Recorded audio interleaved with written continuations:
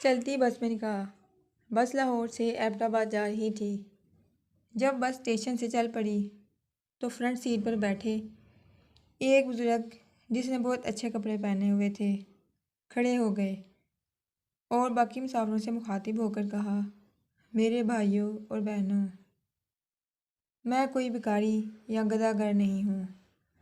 اللہ نے مجھے اپنی نعمتوں سے نوازا ہے، مگر میری بیوی ایک موذی مرض سے اللہ کو پیاری ہو گئی۔ کچھ دن گزرے اور میری فیکٹری میں آگ لگ گئی۔ میں درآمد اور برآمد کا کاروبار کرتا ہوں۔ میرا تیار شدہ سارا مال جل کر خاکستر ہو گیا۔ پھر کچھ مدت گزری کہ مجھے دل کا دورہ پڑا۔ رشتہ داروں نے جب یہ محسوس کیا کہ اس کے برے دن آنے لگ گئے ہیں تو انہوں نے ہم سے رابطہ منقطع کر لیا۔ ڈاکٹروں نے میرے بچنے کی ضمانت کم ہی دی۔ میری یہ جوان بیٹی ہے، اس کا کوئی وارث نہیں ہے، مجھے اس کی فکر کھائی جا رہی ہے۔ اور اس شخص کی ہچکی بند گئی۔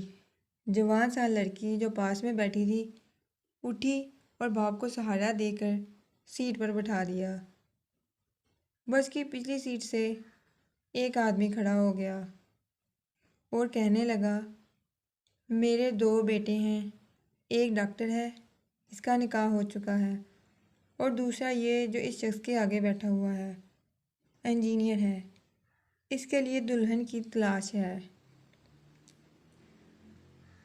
اس میں اس بزرگ سے درخواست کرتا ہوں کہ یہ اپنی بیٹی کا نکاح میرے اس بیٹے سے کر دے۔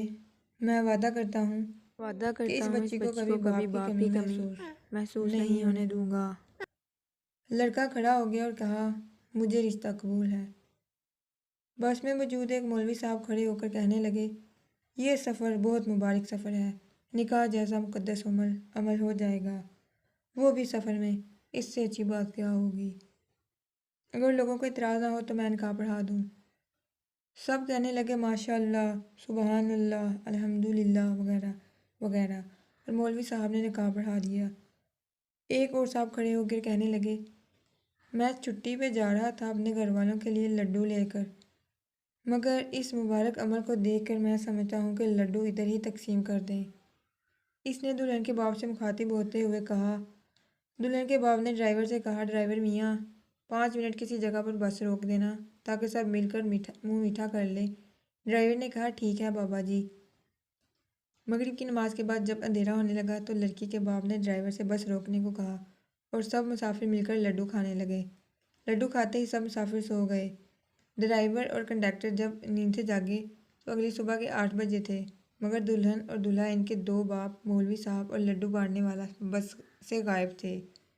اتنا ہی نہیں بلکہ کسی مسافر کے پاس نہ گھڑی، نہ چین، نہ پیسے، بلکہ کچھ بھی نہیں تھا۔ ان کو یہ 6 ممبرز کا گروپ مکمل طور پر لوٹ چکا تھا۔ خیر رہنے دے، اصل بات یہ ہے کہ بڑے کہتے ہیں، سفر میں کسی سے کچھ لے کر نہ کھائیں۔